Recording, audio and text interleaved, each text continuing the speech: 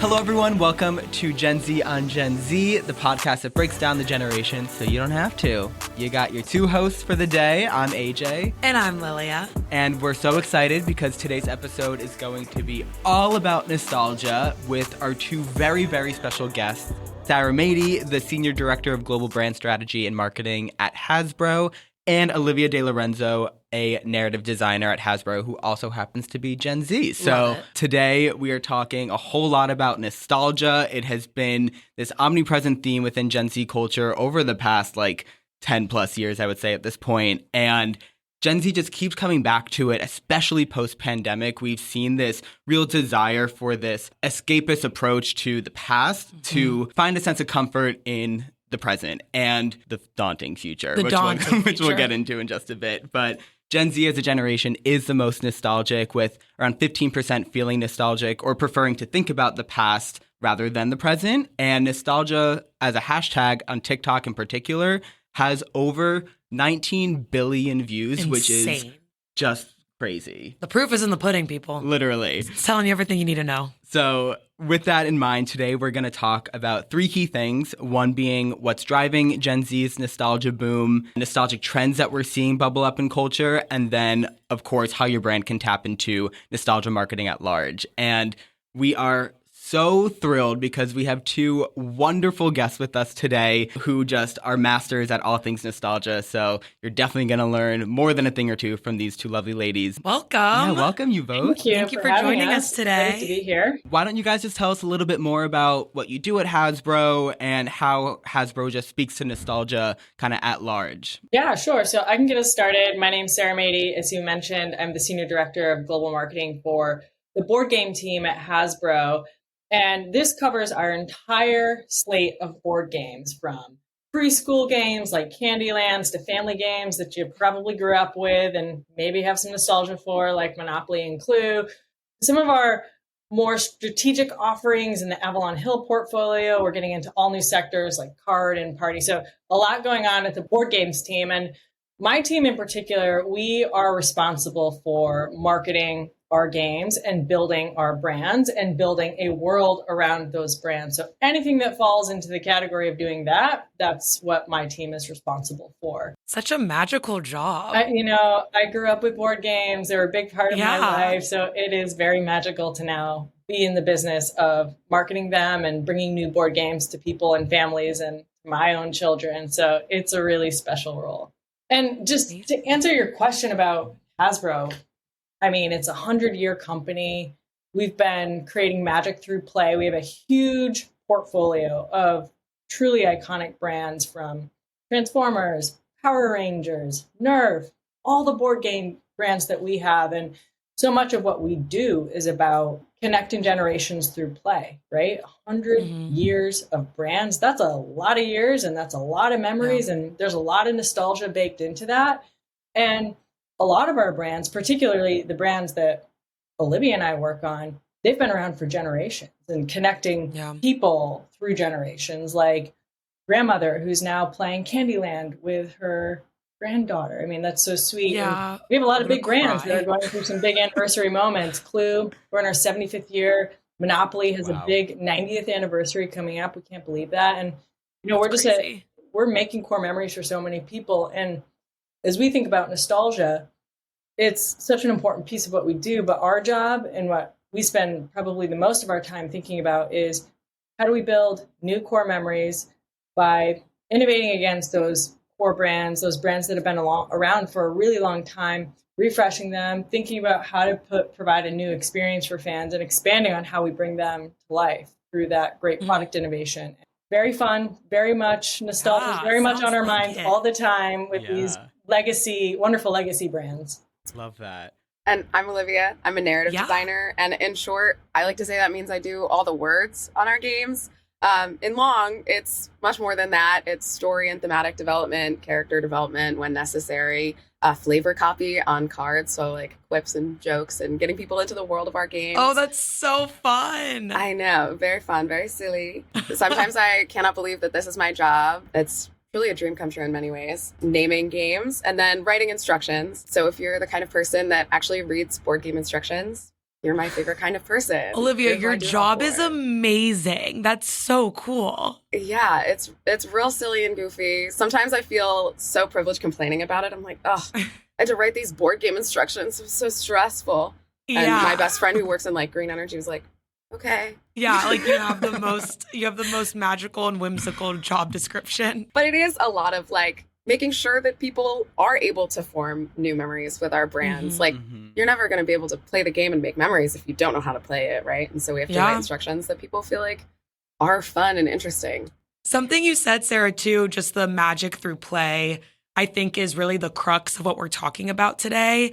And I think play is something that we've seen in social conversations, the idea of kind of channeling that childlike sense of wonder within yourself has become more of a conversation versus a subconscious thought or an internalized way of living. Like kidulting. That's like that whole kind of trend we're seeing where people are collecting those Sunny Angel dolls, which we talked about in other episodes, and reverting back to the old shows, that Teenage Mutant Ninja Turtles, that all these things of like, feeding that inner child that you might have pushed away as you've grown up. And people are now going back to laser tag. People are doing water balloon fights. It's really encompassing, I think, so much of what we're going to talk about today in terms of why do we really need to tend to that nostalgic part of ourselves? And again, like what's driving that for Gen Z in particular?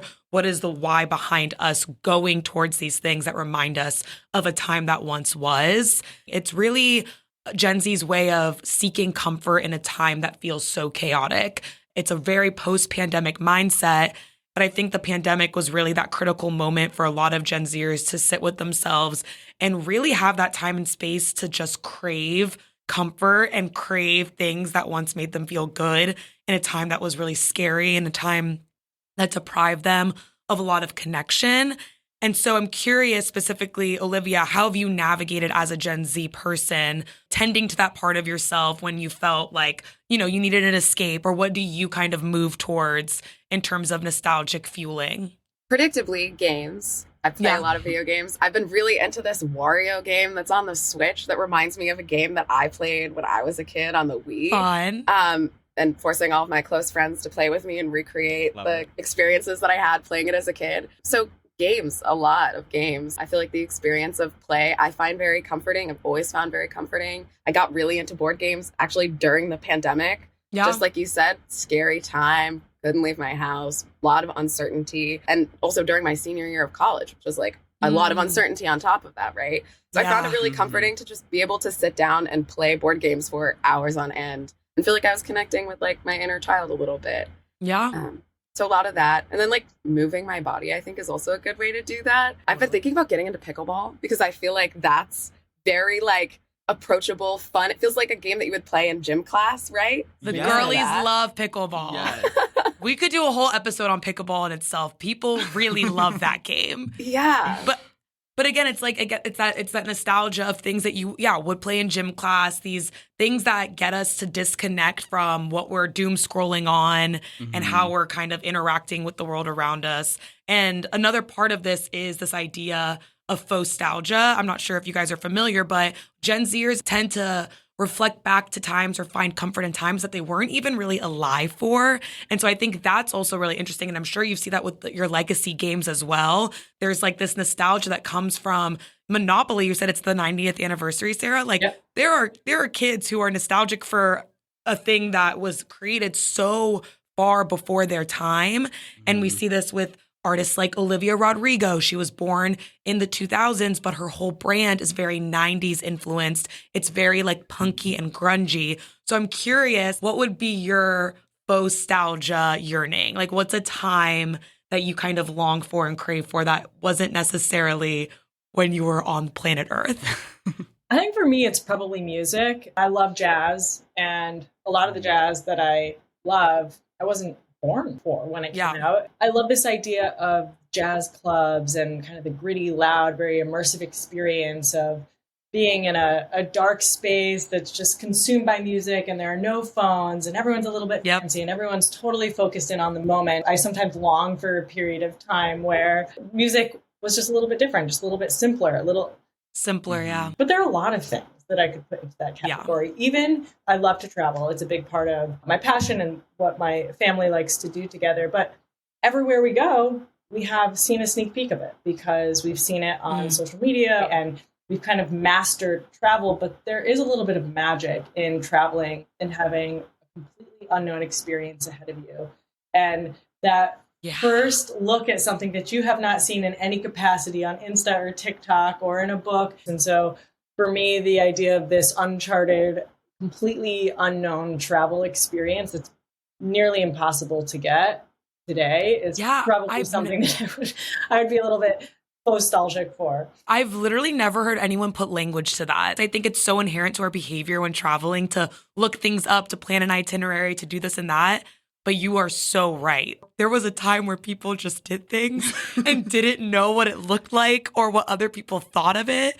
That's really beautifully put. I would retweet on that. I don't revert back to a very specific decade, let's say, but there's this vintage store in Brooklyn that I go to all the time called Yesterday's News that has like these vintage Rolling Stone magazines from the 70s with like Cher's first cover story, or they have these like Princess Diana trading cards, or all these little relics from previous times that allow me to feel less like I'm living in 2024.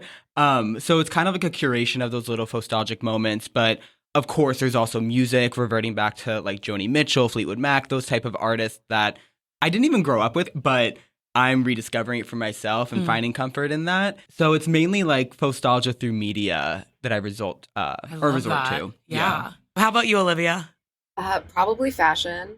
I seek out nostalgia through fashion a lot. I'm on Depop a lot. You and me both, girl. Predictably, very like 90s, early 2000s. I literally just bought a Juicy Couture velour like zip up. Oh my God, we're going to talk about that. Yes, love. Definitely fashion and style. I find those eras really inspiring. If I could own a flip phone and have it with all the functionality of my regular phone, my smartphone. You would use it. But like I want the buttons. Like I want that. I want technology that's like fun and cutesy. Yeah. I think technology needs to be a little bit more silly.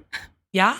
Completely agree. And that's a really good segue, I think, into another point we wanted to talk about was this eagerness to disconnect as Gen Z, just being so, tied to our phones, and the screen time is like embarrassing on my end at this point. Humiliating, it is deplorable.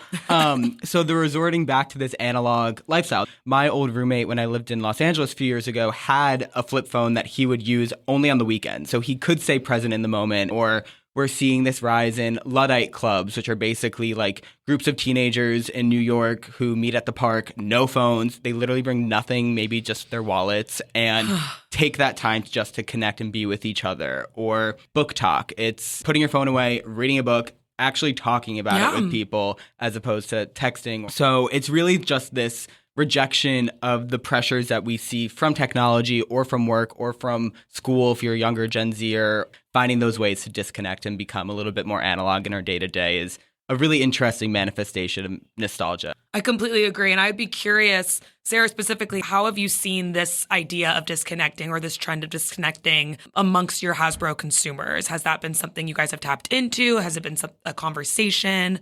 Be curious your thoughts there. Yeah, it's surprisingly a big focal point of our conversation. The idea of escapism and wanting to disconnect from reality rings very true, particularly for a lot of our story-rich brands. A brand like Monopoly. This is a brand where we've done a lot of research on Monopoly. 90 years of research. We know a lot about these consumers. And they have told us that escapism is actually something that they love about this brand. And it's a game, when you play it, it allows you to be ruthless. You can have extreme wealth like you don't have in real life.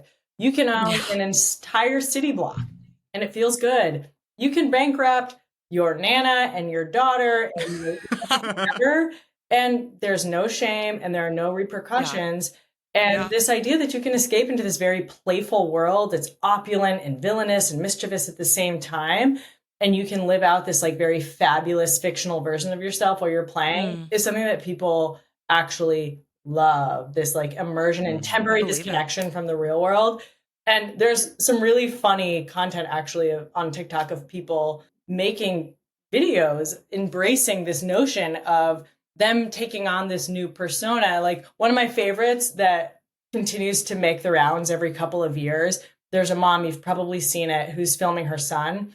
He's crying about having to pay taxes in the game. Yes, I have seen that. Has the phone on him, and she goes, "So, where's all your money gone?" And then she just watches him cry, and it's so ruthless, but it just embodies that, all is fair in Monopoly, and no one will judge you for what you do while you're playing. It is a core part of this game's DNA, and I just think it is hilarious the way that it's manifesting itself on social with people making content about their Monopoly persona, where they start out like all sweet and nice, and then you see them in the next cut of the content and they have like a fur coat on and these fabulous glasses, and suddenly they're sipping out of a martini glass, and they have become the person who owns Park Place and Broadway and all of the big properties, and they are somebody else. And so it's just funny the way that people have latched on to this idea that Monopoly is a game you can escape into and disconnect from. Yeah. It's really fun. It's fun play. Yeah. What a cool marriage of online versus in person. Like you're seeing through that TikTok content you're just talking through, these are people who have put their phones down, exist in the game world, exist in this figment, and then they take to social to be like, let's like do another little bit. Let's kind of show people what we mean when we're off our phones. I think that's just such an interesting dynamic, and obviously something I'm sure internally at Hasbro you're able to tap into, you're able to comment on. I'm sure there's community management that's gone into the conversations that you've seen on social as well. But I love the duality of that. It's really interesting. You're right. It's like that temporary disconnection, but you then need to share your temporary disconnection with your entire digital network. Exactly. Kind of like book talk. It's like you have the book clubs, you have the conversations in person, but then it's like, now let's go chat about it on TikTok. And I do think there's value in that. I think that's the cool part about the world we live in today is we're able to identify when we want to have those more in-person nostalgic experiences and when we want to transfer it over to social to connect further, because the last thing within our first touch point of what's driving nostalgia is really the idea that it all fosters a sense of community, right? Like when you come together over a game of Monopoly, when you're playing something, when you're doing a Nerf Blast tournament, when you're on social, when you're talking about specific things that are nostalgic to you, you are fostering a sense of community, and it gives you a sense of belonging. And I think that too, especially in that post-pandemic world that we're living in, it's really escaping the social and political turmoil. It's building connections with people you trust. It's really turning to nostalgia in a way that feels comforting amongst people you want to be around or you want to communicate with. So I think that in itself is really powerful. And I'm sure something that you see, again, with that duality between IRL and social come to life. Yeah, and I think it's interesting because we're talking about disconnecting, but it's so much of what you just described. It's actually about reconnecting with things that the people in your life, the things in your house or your home or that surround you, the physical pieces outside of your phone.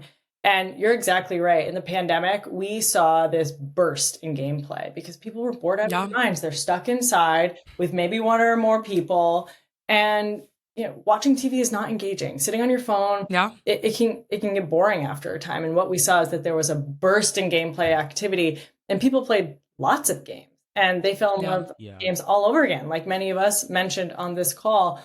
And not only that, but they found all sorts of new games. And so for us at Hasbro, we've said this is great. People have fallen back in love with games and reconnected, not only with the games that maybe they grew up with, but with the people who they live with or who they want to spend time with in a very present sense. And for us, it's really forced us to expand the types of games that we're offering to people, because people went through a lot of our classic games like Monopoly and Clue, and we're looking for even more than that. And so we thought about how do we continue to expand our offering to meet people with this higher demand for all sorts of play, like card games, party games, strategy games. And so we've built on our portfolio really to accommodate the reconnection that people have had with board games since the pandemic. And it's been amazing. It's been a lot of fun to be a part of. Yeah, I love how you brought that up, because something that we talk a lot about internally at Movers+Shakers is this idea of nostalgia, where something, when we look at like a very family dynamic, something that a parent might have been nostalgic for, they're bringing that to their children for then the kid to create new memories and then continue this cycle where when they're adults, it's like, hey, I'm going to show my kids or whoever's in my life at this point, this thing I grew up with. And it creates this kind of like consistent cycle of nostalgia that constantly is evolving because, for example, let's say, or dad was nostalgic for Nerf blasters, let's say, and then brings them down to their kid. And then, you know, in like 30 years, I'm sure Nerf blasters will look different and it'll be a new experience, but it's still like that essence of joy and wonder and fun that we grew up with. That's not going away. Yeah. Which is awesome. So that kind of leads me to another question of, with all the innovation that we're seeing, and you kind of touched on this a little bit, Sarah, and Olivia too, I'm curious to hear your perspective from like just design and how we communicate these games of like amidst all of the pressures for consistent innovation in any industry, but in this case, the gaming industry, how have you found that balance between the familiarity of these old games and the pressures that innovation is really having on the space? I know, for example, like Twister Air comes to mind for me, of a game that was really, really smartly re-engineered and redesigned to meet people where they are now without losing the essence of what makes Twister so special. Twister Air is a really, really good example of how we innovated on one of our classic brands. I work mostly on Monopoly. I know Sarah's talked a little bit about Monopoly as well. And like she mentioned, it's about to be 90. So that's a lot of history. You've probably played it, your parents, your grandparents. Not a lot of brands can say that and have that unique multi-generational nostalgia. And in my opinion, there are like two major things when it comes to nostalgia on a brand that old that we need to maintain while also like increasing innovation and bringing in new things that will hopefully eventually be nostalgic for the next generation, that nostalgia that you were talking about. I think, first of all, there's the feelings associated with playing a game. So in the case of Monopoly, there's that roller coaster of emotions, that fantasy of being filthy rich that Sarah talked about, and the competition and sabotage. Those are all parts of the emotional experience that is playing Monopoly. And then second, there's more like tangible aspects of the game too. There's the physical elements of the money, the visual elements of the board and the properties, the tokens, the chance cards.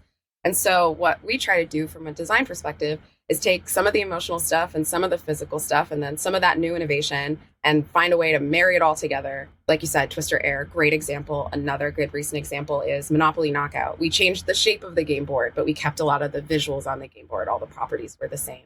The iconography was the same. The tokens were still in the game, but instead of like moving around and buying properties, you actually slide them like shuffleboard. Emotional experience of like sabotaging someone instead of making them bankrupt, you're knocking them off the board, right? Yeah. So it's a new play pattern, but with familiar feelings and familiar iconography.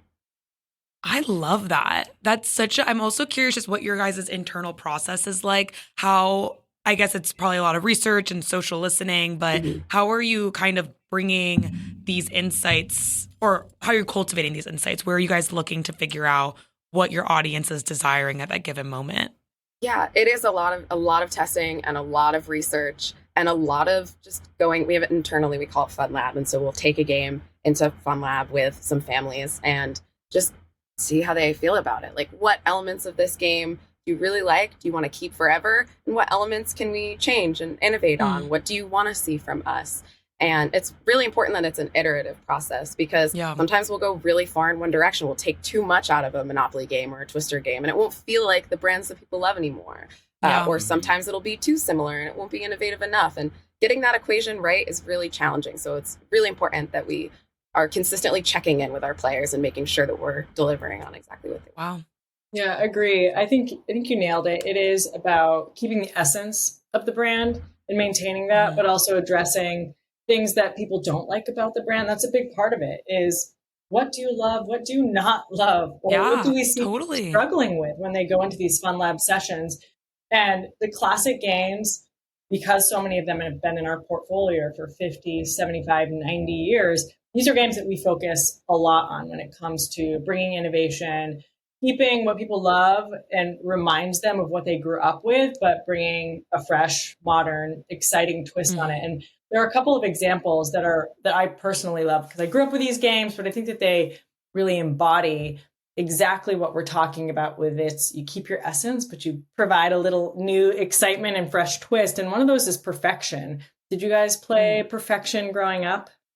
Is that the game with the shapes that you have to like put into the? Oh my fun. God! I know what Is you're it triggering? It's very stressful. Yeah, it's very stressful game. Because it pops up, right? It pops up. If you don't get it in time. Scary. It's anxiety inducing. So the old gosh. version that we all grew up with, it was single player. Everyone's watching you. Everyone had to wait your turn.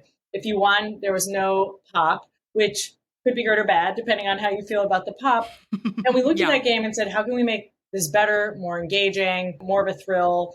Version 2, or the refresh that we recently came up with, the pop happens every time. There's a 2-player game mode where instead of all yellow pieces or shapes that you're trying to fit into this board, half of the pieces are now yellow and half of the pieces are now red.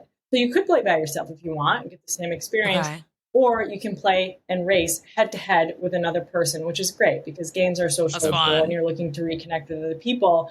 And they also made the board reconfigurable. So instead of the same board that people memorize and can manipulate gameplay, now you can kind of slide the pieces in and out and reconfigure the board. And so there are up to 250 combinations of play. And so you get a different play experience and outcome every single time. So it's a really exciting innovation on a game that people liked, and it's maintaining the essence, but it's really a better version of what you loved.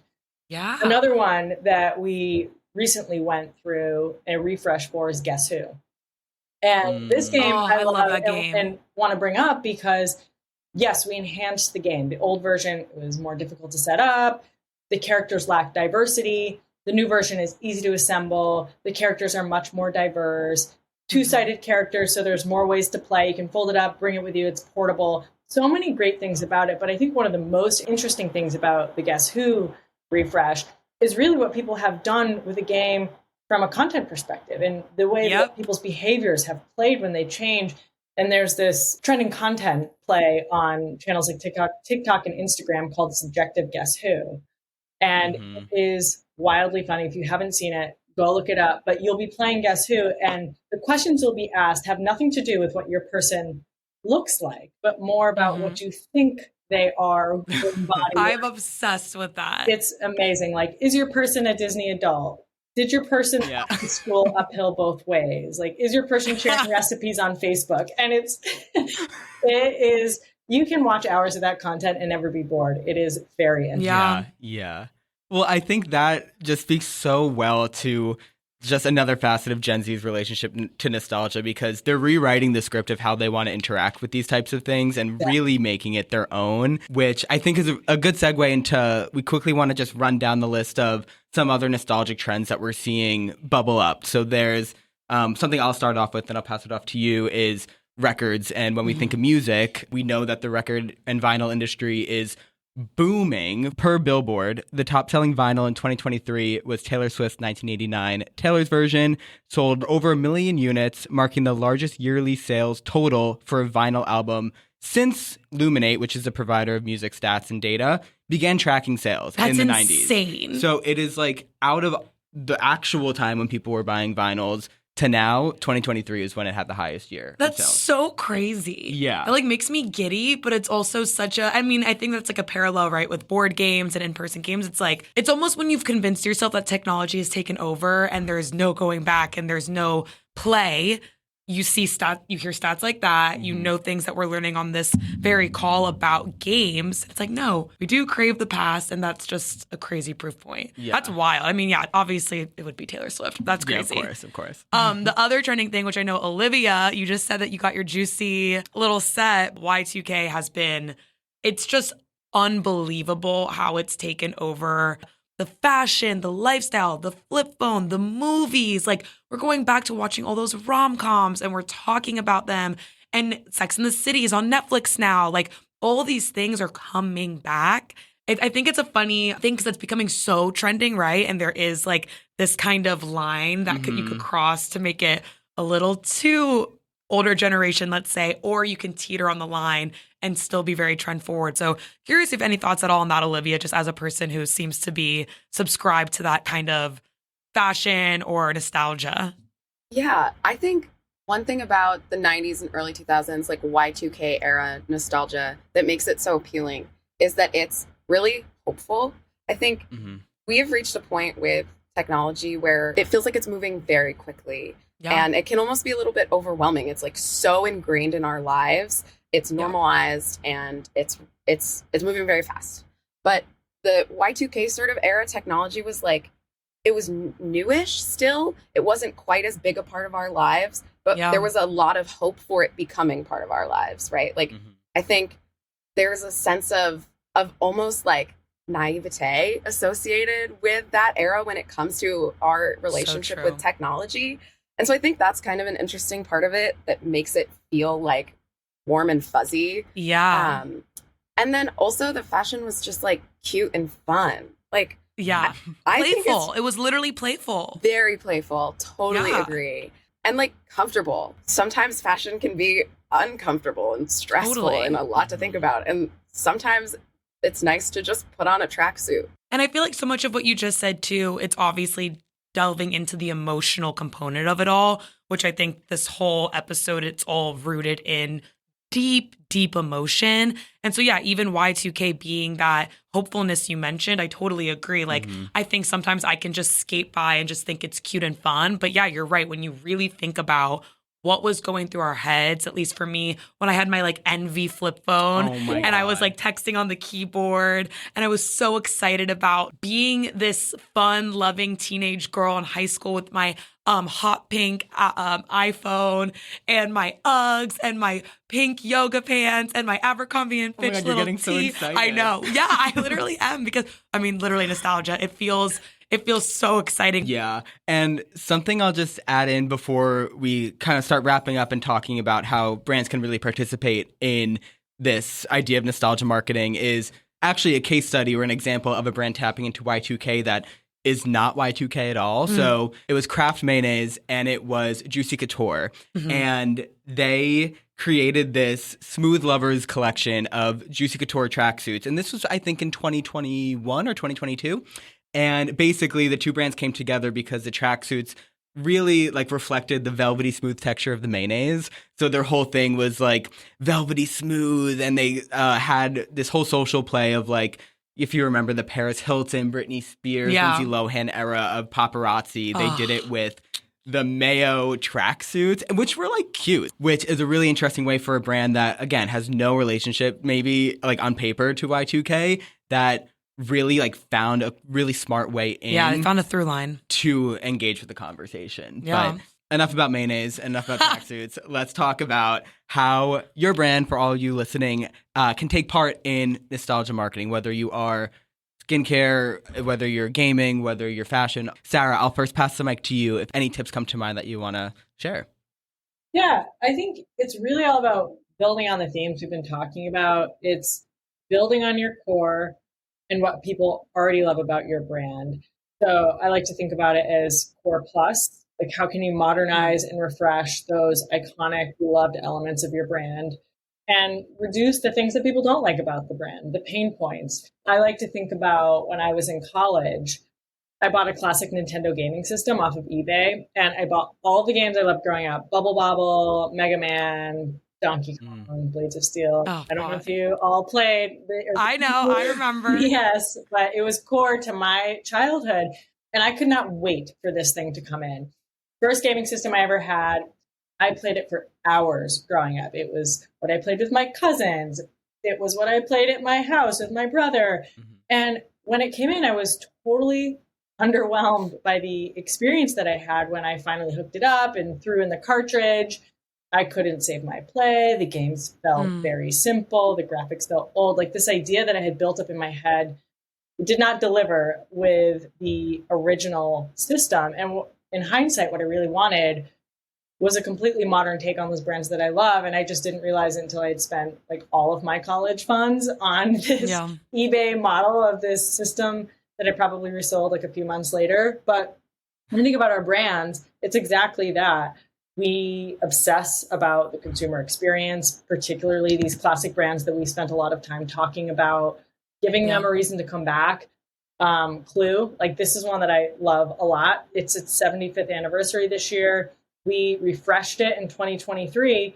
And we've talked a lot today about like refreshing the game mechanics or even the way that people are playing the game. But with Clue, what's unique about it is this is such a story-rich, narrative-rich brand. There's a lot of places that you can take Clue with storytelling. And that's exactly what we did for this refresh. We brought in new storytelling elements, and we gave all of those characters a huge makeover. They weren't very diverse. They weren't very multidimensional. They didn't have big backstories. And so we gave them all of those things and made them, quite frankly, super attractive. And people loved it because these are the characters, again, that they grew up with. A lot of people out there probably have the original Clue or an original Clue, not the original, an original version of Clue that had very different looking characters who you might not have felt as connected to. But let me tell you, this new game, the characters are absolute fire. The internet has renamed some of our favorite characters like Colonel Mustard, Daddy Mustard, and Professor Yum as Professor Yum. So it is wild where people will take it if you give them just a little nugget to chew on from an expansion standpoint. So it's just been a lot of fun thinking about what's our core and how do we build on this and keep that essence, but give people a little something new to play with. Oh, I love that so much. I need to check out those characters. I know, same. I need to look at it. Daddy Mustard. Yeah, what the heck? Amazing. Olivia, if there's anything else to add, would love to hear any tips that you would have from a Gen Z perspective even. I would say in many ways, don't overthink it. Like that Craft and Juicy Couture example that you mentioned earlier, it's just a really easy get. It's velvety and the tracksuit is velvety. And that's just fun. And like what we talked about earlier with Y2K being very playful and nostalgia at large being a very playful feeling that's reconnecting you with your inner child. It can just be something fun and simple. It does not have to be terribly complicated. If it makes you feel good, makes you feel playful, that's enough, you know? Yeah. Oh, love it. Plain and simple. Don't overthink it. I could not agree more. Yeah. And so to round it out so everyone can have some fun little takeaways from today's episode, number one being our tips for marketers in terms of how to tap into nostalgia, escapism. The goal is to really evoke some sense of good old days, that simplicity, that comfort that people seek when it comes to the life they live now. They want to evoke some of that old into the new. The second one being add a twist of newness into the old. So like we talked about as well, but I think some other examples are like Skims really leaning on that vintage aesthetic for their marketing, and whether you're providing something new or not, but really tapping into the past to bring a new level of dimension to your products. And whether that's social videos or out of home or experiential, there are many different ways to pull from those nostalgic cues that our audience, again, might not have been alive for. I was born in 98. Like anything before is I still feel connected to because social has allowed me to connect with those things. So as a generation, I think it's safe to say we're nostalgic. We're open to this idea of pulling from many, many past decades and generations to entice us in new ways that we haven't been enticed with before. Yeah. But I think just to round it out, exactly what you were saying, Sarah and Olivia, is really just go beyond the product and create this comforting story for your audience, whether it is through the literal product or, again, how you talk about it on social and the stories and the messages, or maybe off social, because we know they're disconnecting. So like, what are other really fun ways that you can bring this level of comfort and storytelling to your audience in new ways that they couldn't expect otherwise? Because as Gen Z, we're so ingrained on all these apps. So just some fun food for thought. I just want to give a big old thank you again to Sarah and Olivia for joining us today. This was awesome. You guys are fantastic. So fun. Thank you for having us. Thank you both so much. Fun conversation. And I hope everyone feels inspired to go out there and play board games or buy a tracksuit, whatever it might be for you. Yeah. Access that inner child. Take your childlike sense of wonder and put it out into the universe. But yeah, thank you both so much for joining us today. Really appreciate the time. And that was such a fun conversation. I know. I feel like giddy right We feel giddy. No, it was really fun. Giddy. It was easy and like very natural because these topics or this subject is, I mean, innate to everyone, right? Everyone has this. Yeah, innate to everyone. And it's, exactly. Again, those emotional components that make us feel that sense of comfort. But thank you all for joining us. Appreciate you all. If you have any questions or thoughts or potential topics that you would like for us to explore in future episodes, send us an email at genzongenz@moversandshakers.co. And we'll catch you guys in the next episode. Thank you all so much. Bye. Bye.